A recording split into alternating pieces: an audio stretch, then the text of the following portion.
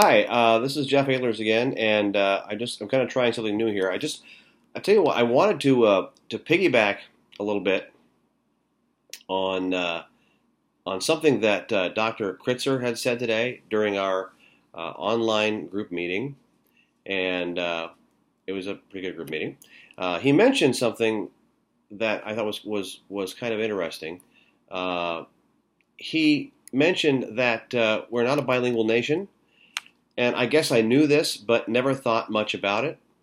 He mentioned that so many other countries expect their students to learn to be fluent in more than one language, and actually, this kind of supports research that finds that students who are able to speak more than one language usually are more successful, not only in the language arts, but they're also more successful in other content areas as well.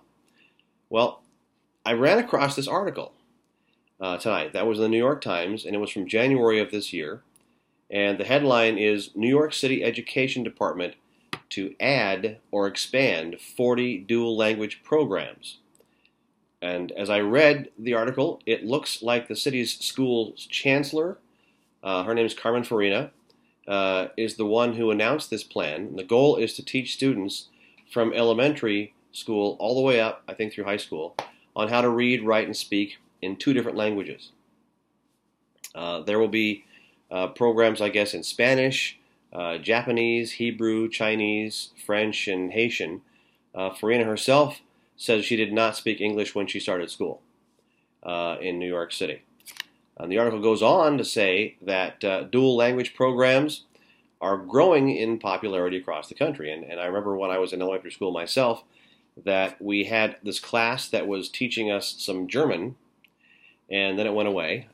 I always wanted to be bilingual, but even though I attended several elementary schools in Omaha, we never actually had the chance to do this. There was never an opportunity, just that one class that I had. Anyway, I think if you type in the title New York City Education Department to add or expand 40 dual language programs, you can then get to that article. I wasn't able to find any follow-ups on these programs, but I really hope that they succeed. I'm thinking with our diversity in Grand Island, I would love to see this, even though I am not sure how you would implement it.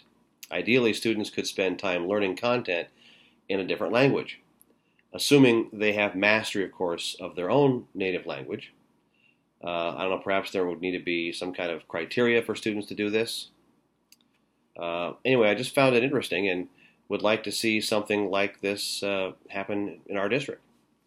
Oh, and by the way, this brief presentation is something I put on to an online free teleprompter that scrolls right below your computer's camera. And if you go to qprompter.com, you can find it. And thank you for watching.